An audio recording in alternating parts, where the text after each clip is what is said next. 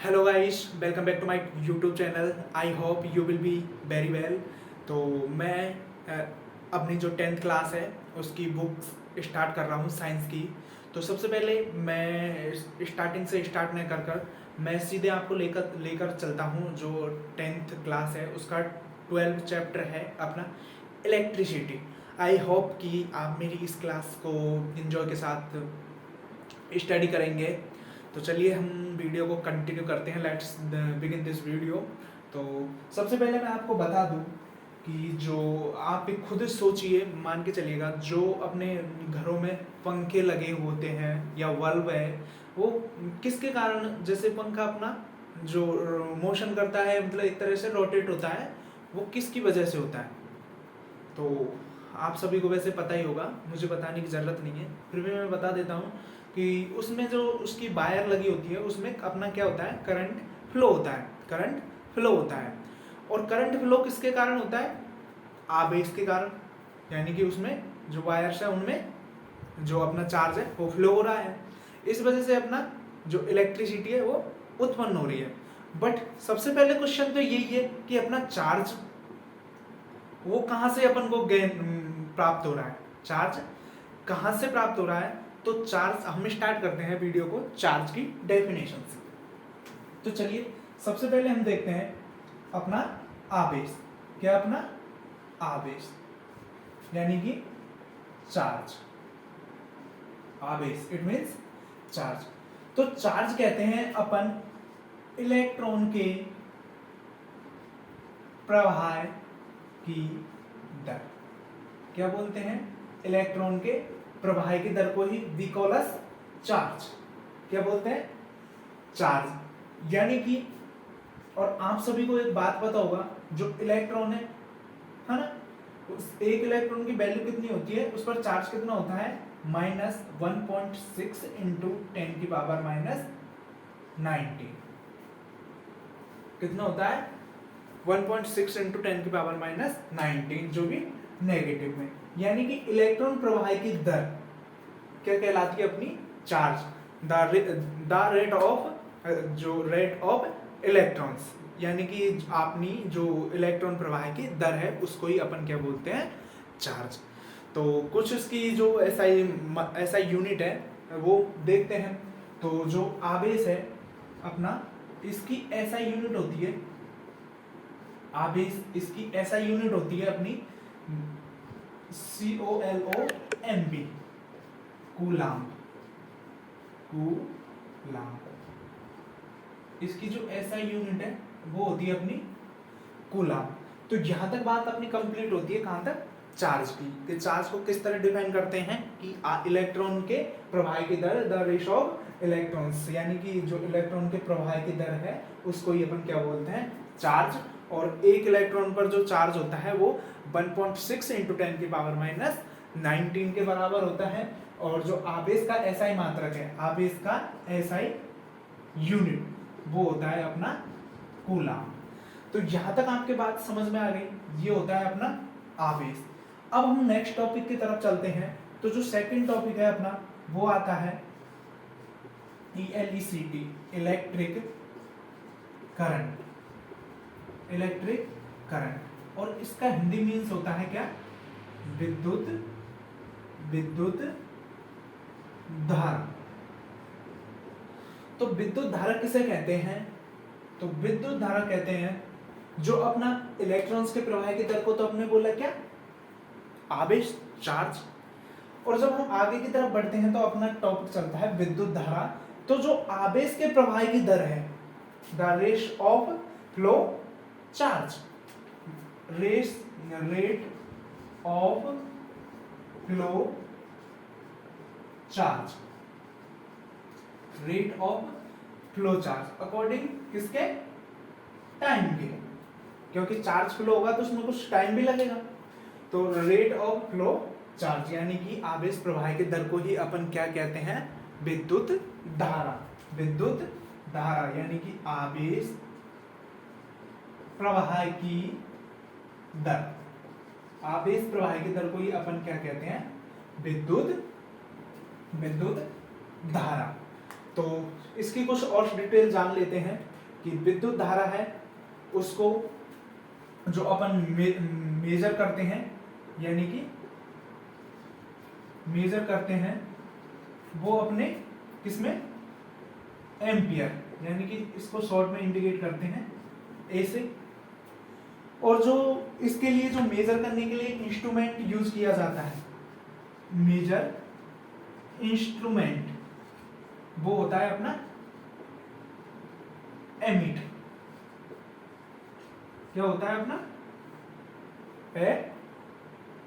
Metre. अब इसका देखो फॉर्मूला ज्ञात करते हैं अपन। तो अपना इलेक्ट्रिसिटी, विद्युत यानी कि इलेक्ट्रिक करंट, विद्युत धारा, तो रेट ऑफ फ्लो चार्ज, यानी कि चार्ज को अपन किससे इंडिकेट करते हैं, चार्ज होता है अपना Q, और जो इलेक्ट्रिक करंट है इसको इंडिकेट करते हैं I से।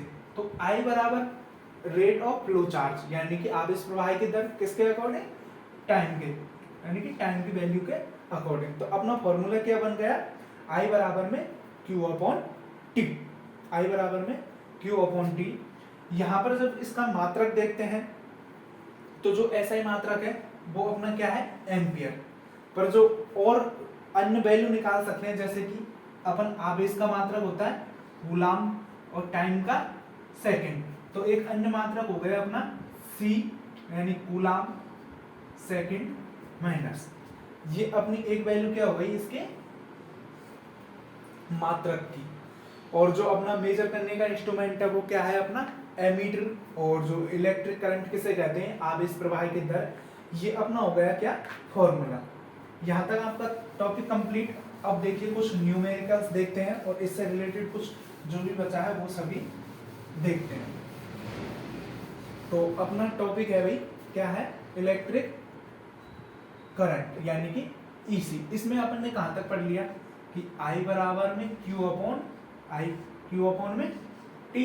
यहाँ पर Q क्या है, चार्ज है ना, और T अपना क्या है, मतलब T अपना टाइम है, यानी कि टाइम को किस में कैलकुलेट किया जाता है, सेकंड में, है ना, और चार्ज को कूलाम में, यानी कि CS इनवर्स।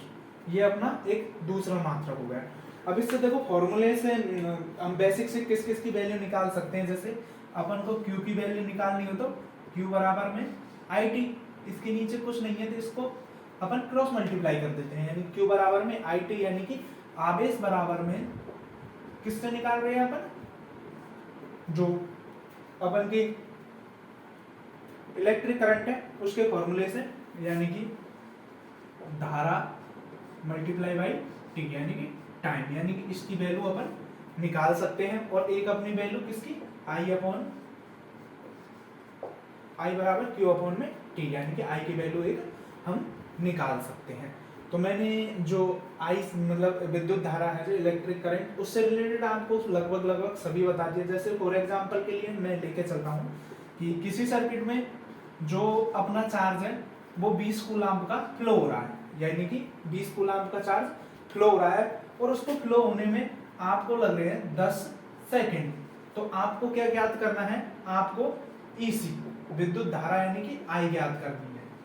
विद्युत धारा तो आप कैसे करेंगे, फॉर्मूला ये अपना रहा I बराबर में Q अपॉन T। Q अपन को दे रखा है 20 और T की वैल्यू क्या है अपनी 10 सेकंड, यानी कि क्या आ जाएगा अपना 2 एम्पियर। आया समझ में। इसी के साथ जैसे कि कोई अगला एग्जांपल दे कि किसी विद्युत जो किसी इलेक्ट्रिक सर्किट है, यानी कि विद्युत परिपथ में जो अपनी क्या धारा है, वो अब धारा है वो मतलब आपको दे रखी है कितनी कि 50 एम्पियर की धारा है, और अपना जो Q है I दे रखा है, और जो अपना T है, T दे रखा है आपको 5 सेकंड।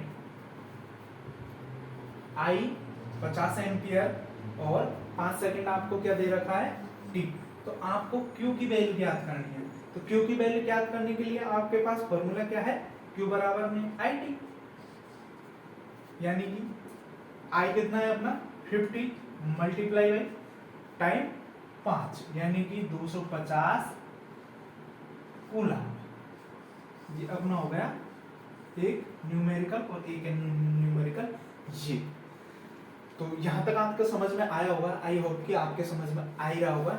इसी के साथ अब हम 10th के टॉपिक के अनुसार चलते हैं। तो इसमें एक जो डेफिनेशन है अपनी वो आती है एक एम्पियर जो ईसी है, 1 एम्पियर धारा को कैसे डिफाइन करेंगे। तो अपना फॉर्मूला क्या है, Q अपॉन में T। तो जब यानी कि एक कूलाम्ब आवेश, एक कूलाम्ब आवेश को प्रभावित करने में 1 सेकंड का समय लगता है, या 1 सेकंड में अपना क्या, एक कूलाम्ब आवेश प्रवाह होता है, फ्लो होता है, अपना करंट फ्लो होता है, तो वहां पर धारा कितनी होगी, 1 एम्पियर। तो ये डेफिनेशन बन गई कि एक कूलाम्ब आवेश को प्रभावित करने में अपन को 1 सेकंड का समय लगता है, तो वहां पर धारा क्या होगी अपनी, 1 एम्पियर होगी।